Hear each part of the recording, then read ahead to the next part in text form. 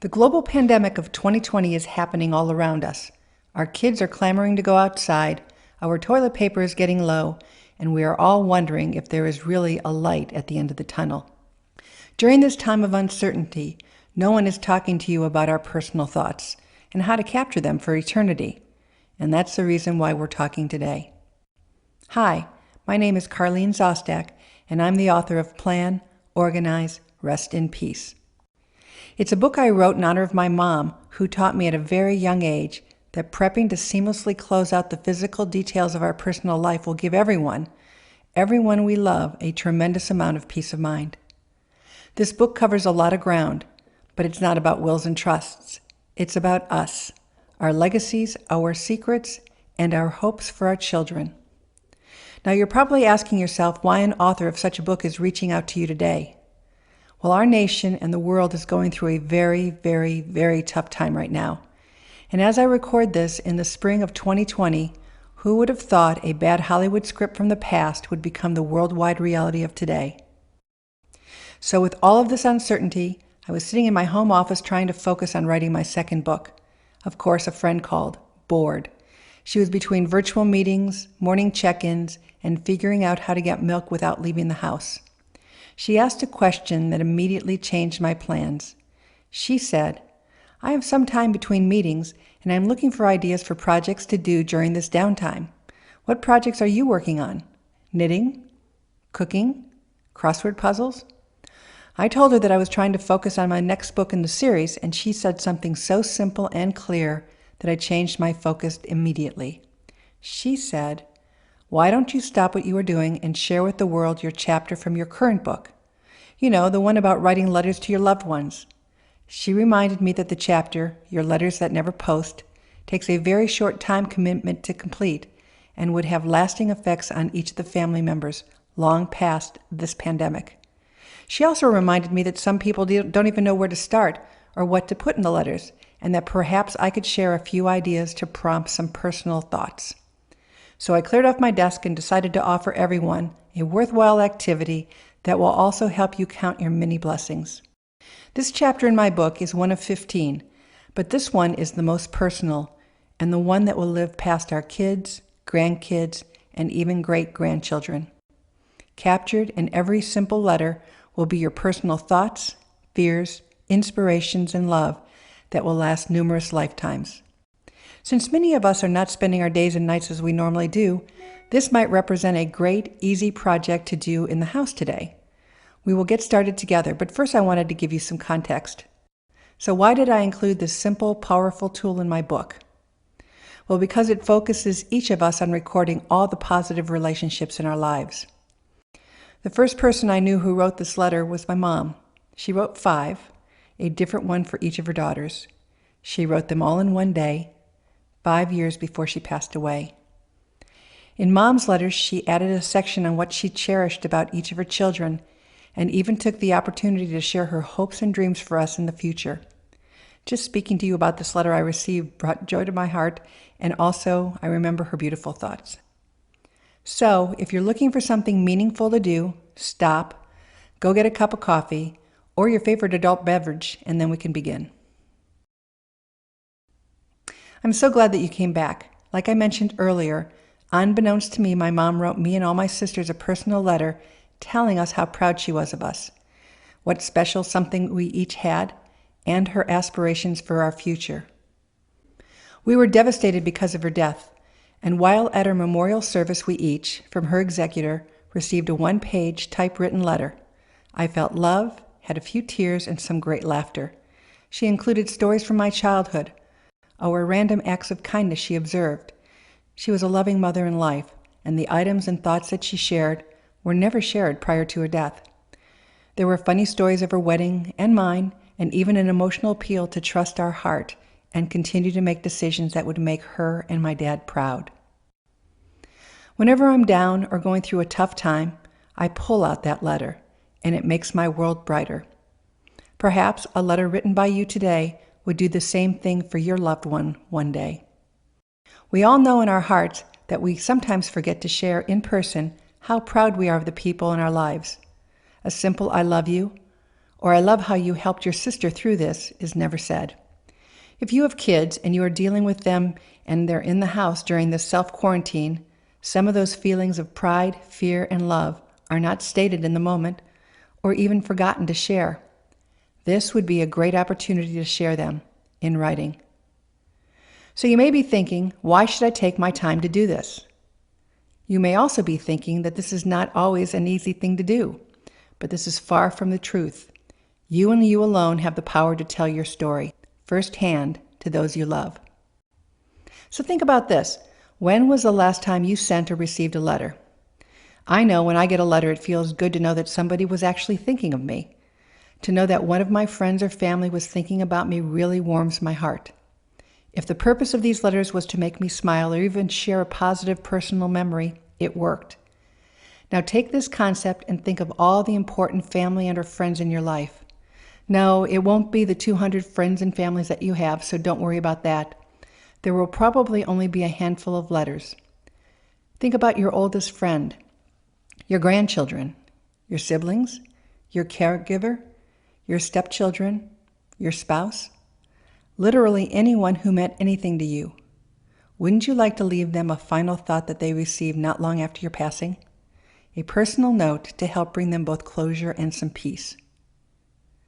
So the reason this chapter is called Letters That Never Post is that you don't write it and then give the letters to your family or friends now. You write it, sign it, and then put it away someplace safe. A vault, maybe, where you keep your will, a trusted friend, or even just tuck it away in the Bible, someplace safe that will be retrieved and shared after your passing. So you're probably asking yourself, what do you write about? Well, if you don't know where to start, you could start with making a past, present, and future list and share early memories that would be from your past. The next would be memories or experiences that you fondly remember from your present, and finally, what you hope for them in the future. It could also include any one of the following 9 thoughts. Number 1, your thoughts about how important that person was in your life. This might include that you are proud of them, maybe they made your day because, or that you're lucky to know them. So you could say something like, "You are one of the strongest people I know. With 4 kids at home, I watch with amazement how you found activities to keep them engaged in learning during this pandemic. Your smile was unwavering, your attitude always positive, and you taught me to look at the positive and help me find upbeat actions to keep moving forward. Thank you for letting me be a part of your life. You helped me in so many ways. Our family is better because you were a part of it. You have taught me so much." Another item you might want to share, number 2, a special interaction you had with them that has fondly stayed with you. So think about things like a time that this person went out of their way to help you out in a pinch, how they were there for you when you were going through a personal trauma, or maybe just knowing them for 30 years. You could say something like, "I don't think I ever told you that your one simple action of picking me up when I ran out of gas by the side of the road was huge, and how touched I was that you put your life on hold to help me feel like I was not alone. I know you said it was nothing, but that and the thousands of other little things made me feel loved and brought a smile to my face, even when I was down. You are an excellent friend." We talked about the first 2 of 9, so let's move to number 3. Something specific that makes the relationship with them of value to you. This might include random acts of kindness, time you spent together, or even personal stories or travel that you had together. You could say something like, "Remember when we took our first trip to Europe and our hotel reservations were lost? We wandered around the streets of Rome hoping to find a place to lie our head. You never showed you were afraid but kept moving forward, going into hotel after hotel, asking for a room, until 15 no's later, you got us a room. Your persistence inspired me, and it is something I think of often when I am facing something insurmountable. Thank you for making me who I am. You are one of the bravest people I know." Number 4 of 9 could be about what you love about that person. This might include a simple, "I have always loved you." Maybe share what made you fall in love with them, or even a specific action or comment that was made that warms your heart. An example might be, "When I think about you, I think about all the times I should have said, 'I love you.' I am so sorry that I just assumed that you knew it. As I think about it, I realize that is what I had done to you. For that I am sorry. I love you every day. Your smile soars my heart. I love you. Thank you for being a part of my life, and I love you forever. I like you for always. As long as you're living, know that I could not have lived a day without you. Number 5 is saying something about what you don't want them to forget. So this could include being true to who they are, maybe something about remembering the positive experience you had with them growing up. It could include wishes that you want to pass on or even traditions that you would like to see carried forward. An example might be, growing up in a household of Polish traditions was a joy for me. To share with you our heritage was one of my greatest joys. I loved how excited you were to help me fill our Easter baskets with all our goodies, kielbasa, oranges, colored eggs, horseradish, yes, and even your favorite Easter candy. All of this for our Saturday journey to church to get the baskets blessed. I remember how carefully, after our return, you put everything in the refrigerator and pulled them out again for Easter breakfast. You were the first one up in the morning, and your face glowed as we all came down to breakfast, with you having presented everything so perfectly. Now that you have children, it is my hope that your memories are as positive as mine, and that you will pass this tradition on to your children. Maybe every year, this would be one time, after I am gone, that you can think of me. Number 6 of 9 is, what is the one thing that makes the person you are writing special? So this is a personal thought about the uniqueness of others. It could include how sensitive, how observant, how polite, or even how creative this person may be. An example of what I might write would be, I first observed this when you were a child. Something would be left on the floor, a toy, a book, a paper. All your siblings would walk by it and appear never to have noticed it. You, however, always observed it, and on your own would pick it up, put it back, and move on. You never expected praise. Never did you have to be asked. You just did it. What a wonderful and sensitive skill. I applaud that talent and hope that you keep that up in the future. It is a special skill to be that observant. Your inside is even more beautiful than your outside. As we move to the 7th option, you might want to think about their life choices. Positive, of course. This should never be about anything negative, but rather choices like their career path, maybe something that you didn't understand at first but came around, and now you respect how they stayed clear to their passion. An example of something I might write would be, you know that I didn't like your college choice when you decided to leave the Midwest to expand your life to California as you were pursuing your career in chemistry. I was selfish. I was only thinking of myself, but you were persistent and passionate, and I have seen a young child grow up to being an amazing woman. None of which would have happened if you had stayed safely at home. I am so proud of you for following your passion and making a life that is not only valuable to you, but to your community. Nothing can stop you. I am so proud of you. As we approach the last 2 possibilities, number 8 is what you want them to aspire to be. It's your wish for their future. So this could include your wish for a happy life for them, a fulfilling career, maybe happiness at home, or even patience. An example of what I might write about would be, as a young adult, you are at the important juncture of your life. You are smart, passionate, and ever so realistic.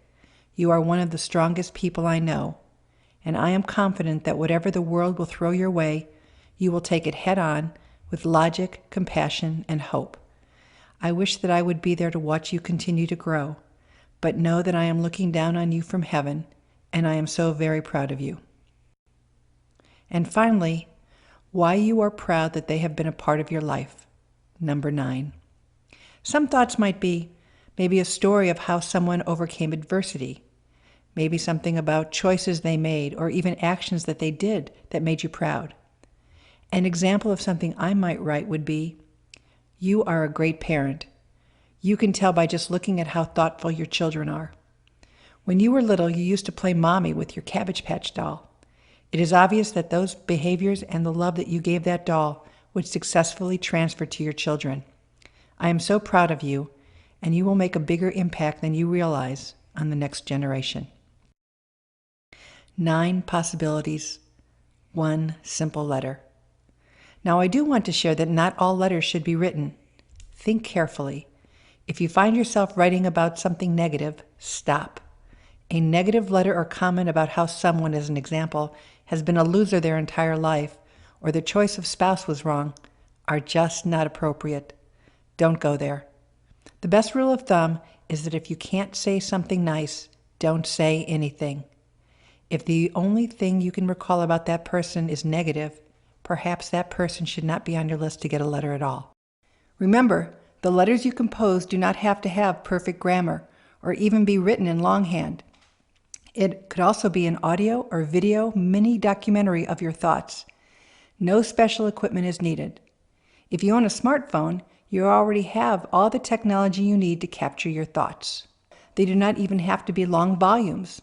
Just be real, honest, and heartfelt. That message will stay with them forever. A personalized written commemorative of your legacy together. Regardless of the method you choose, let your reader know the date you composed your message and what action prompted you to create it. There are no rules for what you want to cover. Pick up a pen and start writing. Trust me, it will flow. I want to say it again. Write the letters and put them away. Yes, once you've completed the letters, just put them away. Yes, put them away. They will never be mailed to your recipients. Yes, you want them to have your thoughts, but you don't share the letter while you're alive. Remember, this is your personal remembrance of thoughts, memories, warm fuzzies, and wishes for their future. This is not a debate, not a place that you have to defend anything. Once you're done, I do recommend you let your executor know where you would like these letters handed out. It would be in person, and it could be at the reading of the will, at some private gathering that takes place after you're gone. You decide. You will be helping your selected family and friends get through their grieving process, take a step forward, give them some peace, and have something tangible to keep that represents you. The letters can be given out anytime you request. We received Mom's letter at our family meeting to read the will. That was 2 months after Mom was gone. We were each handed our letter and took a personal moment to read, cry, laugh, and then we happily swapped with each other and read, cried, and laughed all over again. So let's summarize the 9 possible ideas. Number 1, your thoughts about how important that person was in your life. Number 2, a special interaction you had with them that has fondly stayed with you. Number 3, something specific that makes the relationship with them a value to you. Number 4, what you love about that person. Number 5, what you don't want that person to forget. Number 6, that one thing that makes them special. Number 7, what you think about her or his life choices. Positive, of course. Number 8, your wishes for their future. And number 9, why you are proud to have had them in your life. Well, our time is over. That's chapter 6. My hope is that you can now create your personal story that will last many lifetimes. Please feel free to play this forward and share with others. Thanks for listening.